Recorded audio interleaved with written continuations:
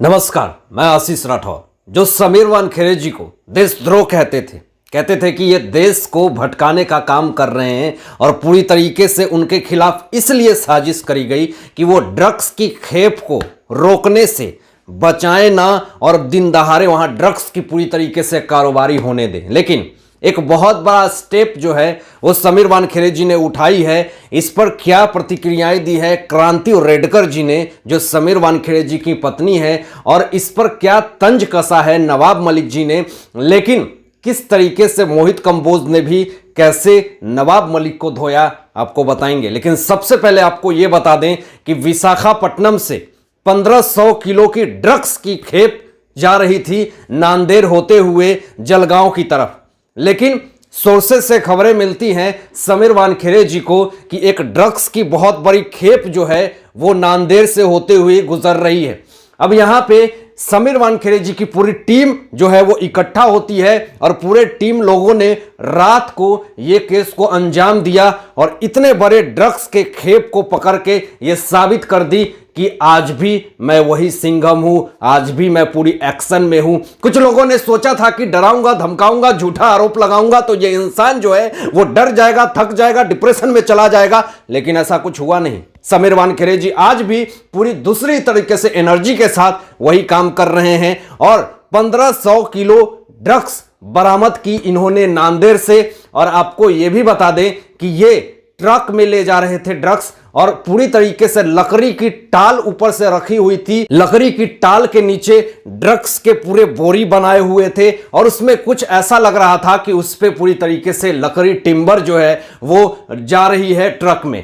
लेकिन जिस तरीके से समीर वानखेड़े जी ने इतने बड़े जो ड्रग्स को कारोबारी को इतना बड़ा झटका दिया है, और अभी तक मैं बता दूं कि समीर वानखेड़े जी ने 17,000 करोड़ का सिर्फ और सिर्फ ड्रग्स बरामद किया है और 2021 में 94 ड्रग्स के मामले दर्ज किए हैं और ना जाने कितने बड़े बड़े सुपरस्टार को भी एनसीबी दफ्तर में परेड करवाए हैं।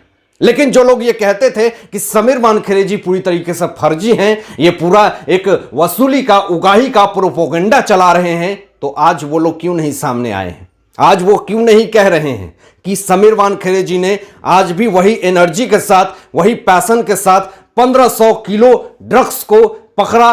तो अब यहां पे क्रांति रेडकर जी ने एएनआई के न्यूज से बात करते हुए कहा कि सिर्फ बयानबाजी, झूठा आरोप लगाने से नहीं होता, डायलॉगबाजी लगाने से, करने से नहीं होता, काम करने से होता है। हम रुकेंगे नहीं, थकेंगे नहीं और अपना काम करते रहेंगे। यह क्रांति रेडकर जी का बयान है, उन्होंने ये बात कही। लेकिन यहां पर फिर से एक बार जो नवाब मलिक हैं उन्होंने निशाना साध दिया। उन्होंने कहा कि अब जो मामला निकल करके सामने आया है, गुजरात में 150 किलो हीरोइन बरामद हुई है।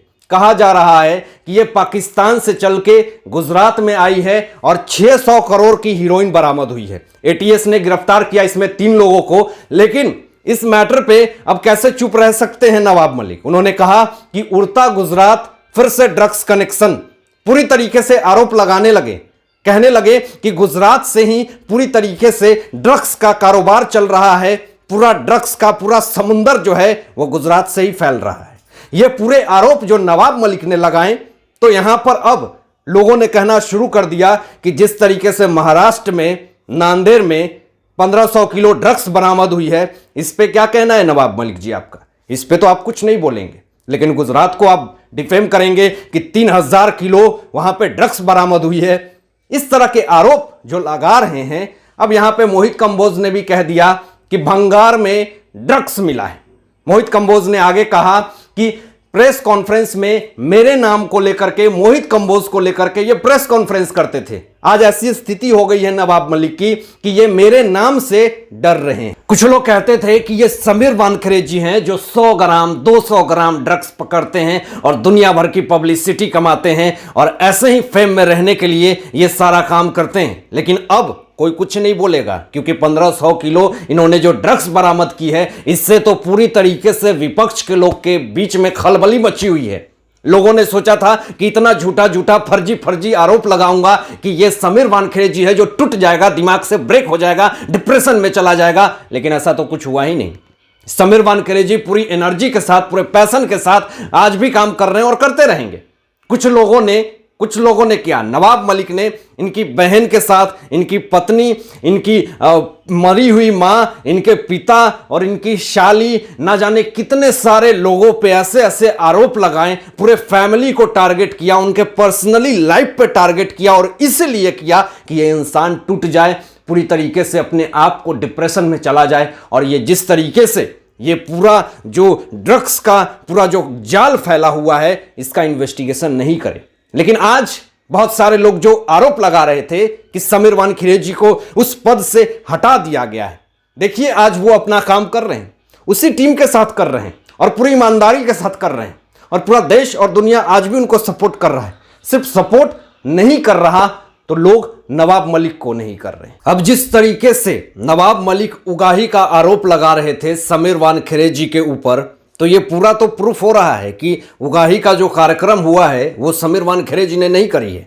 क्योंकि जिस तरीके से जो केपी गोसावी और पूजा डडलानी का जो मीटिंग हुआ है, ये तो सैम डिसूजा ने भी ये बात कही और उसके बाद प्रभाकर सेल ने भी ये बात कही।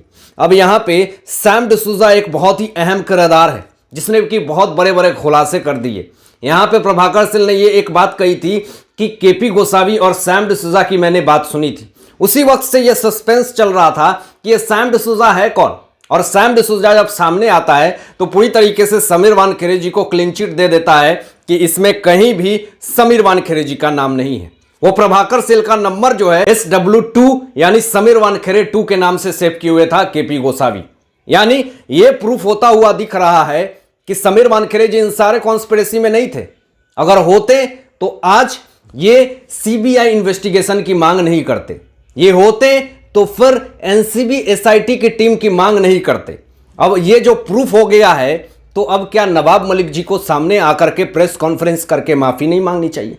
एक चीज यहां पे सोचने वाली बात है कि अगर ये केपी गोसावी की प्लान अगर सक्सेस हो जाती, बाय द वे अगर आर्यन खान के पास ड्रग्स मिला नहीं था, उनको जमानत मिल जाती, कहते कि चलो भैया इसके पास कोई ड्रग्स नहीं मिली है, इसको छोड़ देते हैं, तो यहां पे समझ लीजिए कि केपी गोसावी 18 करोड़ रुपए का डील कर लेता पूरी तरीके से, और वो 18 करोड़ रुपए पूरी तरीके से केपी गोसावी के पास आ जाता और उसमें मनीष भानुशाली और सुनील पाटिल भी शामिल थे।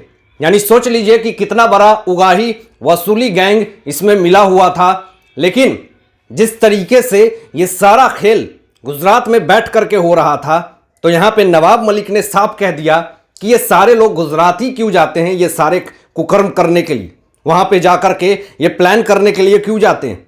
तो इस तरह के सवाल जो हैं वो नवाब मलिक उठा रहे हैं। अब देखते हैं कि आगे इस केस में क्या खुलासा होता है। मिलते हैं एक लेटेस्ट ब्रेकिंग न्यूज़ के साथ, तब तक अपना ध्यान रखिएगा, ख्याल रखिएगा। Thanks for watching my video.